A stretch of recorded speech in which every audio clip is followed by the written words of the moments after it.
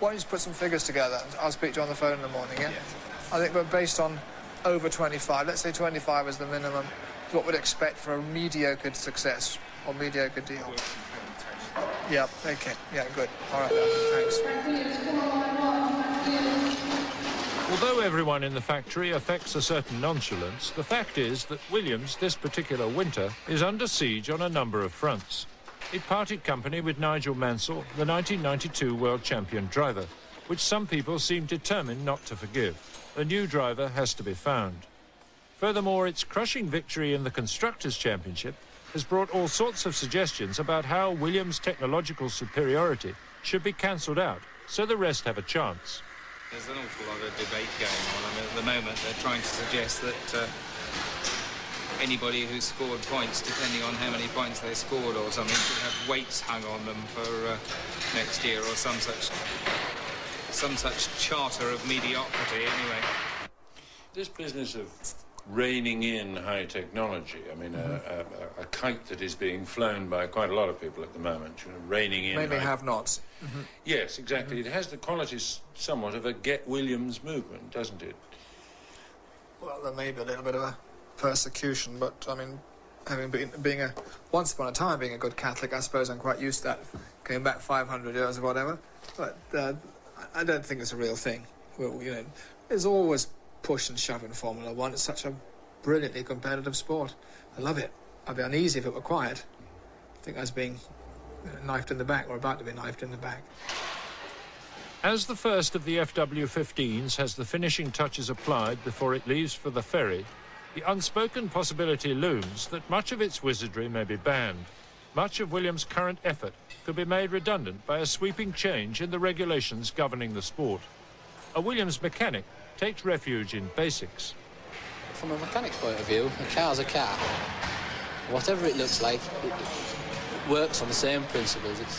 You've got the engine working on the Otto cycle, you've got the gearbox working in the diff working in exactly the same ways, the brakes working exactly the same ways. The only thing that is any different is the bodywork. And that is the only difference there is. Formula One has got a bit more in the way of aerodynamics.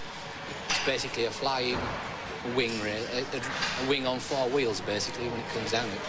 Whereas a road car has got to carry 4 passengers, the luggage, and things like that. A Formula One racing car doesn't need that. It just needs space for one driver, a tank full of fuel, an engine, and gearbox, 4 wheels. Anyway.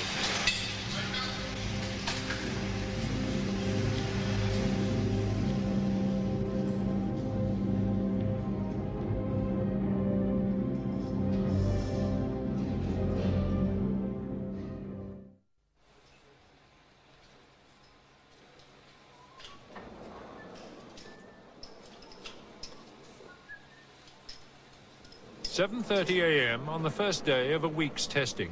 Bonjour. The overture will be sung by the RS4, the engine that gives the car its full name, the Williams Renault.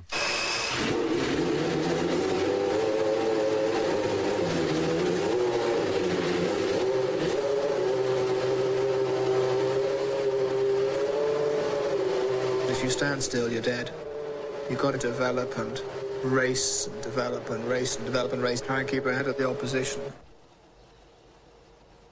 3 other teams are here with Williams Renault. Ferrari, Benetton, and a new Swiss team, Sauber, widely regarded as Mercedes in disguise. Together, they must pay £45,000 for the hire of the track, plus the full mandatory backup services of an air ambulance on standby, fire engines, breakdown lorries, and stewards at every bend. According to taste, ears are defended or not. A surprising number put up with this bedlam as though it were chamber music.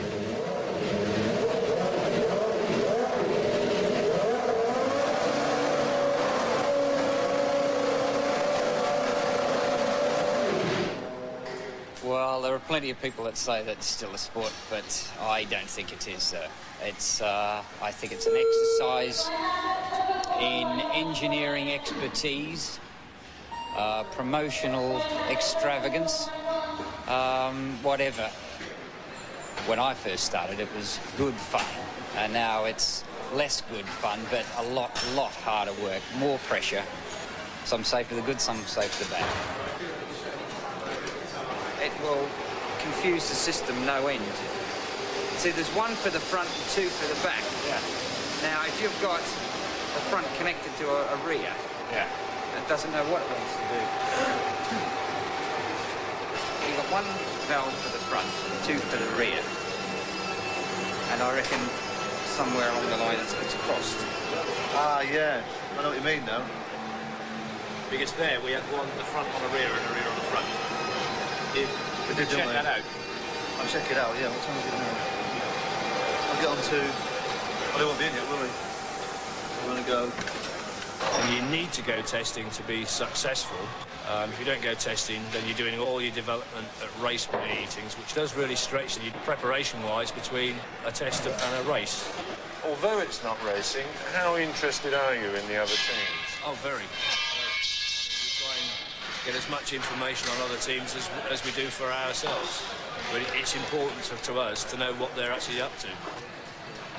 We just do it by looking and listening and keeping our ears to the ground, picking bits out of conversations and things like that. However much interest Williams take in their rivals, it is as nothing compared to the interest paid back. The Williams pit is the one everyone wants to peep in. I mean, if we come away from a test and other people were quicker than us, I mean, we wouldn't be disappointed because they were quicker.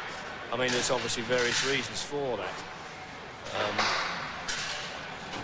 which I would rather not say at the minute.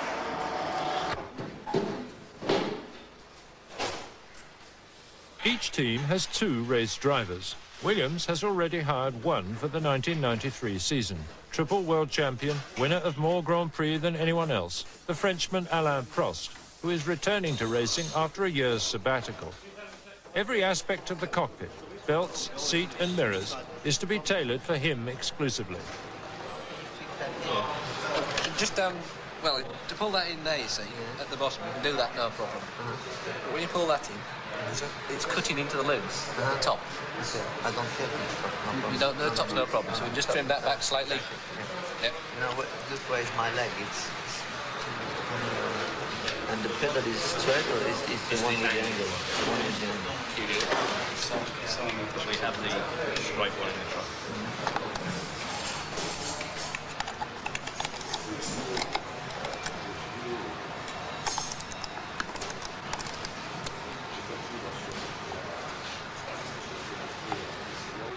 So this is basically his file from Imola, isn't it? That he's modified. Meanwhile, in the transporter, Chief Designer Adrian Newey is checking the database. The last 3 years' technical history of Williams is in this laptop computer. Every lap, every gear change, every rev laid open to analysis. This week's testing will be merely the latest accumulation of data. From the world of milliseconds to the world of DIY, Alain Prost's final seatbelt placing. If you were a Portuguese labourer carrying a ladder, you'd probably stop for a look. The other driver here in Estoril has been testing cars for Williams for 2 years and is one of the candidates for the vacant second seat in the team for 1993. For Damon Hill, this week amounts to a final audition.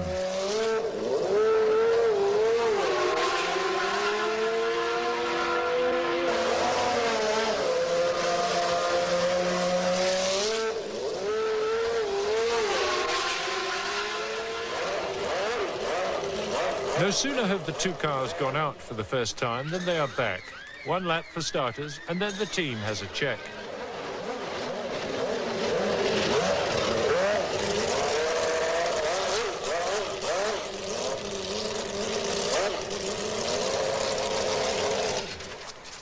This is not the Grand Prix world of the pit stop in 7.6 seconds. This team, the test team, has a different agenda. The drivers will spend as much time in the garage as on the track.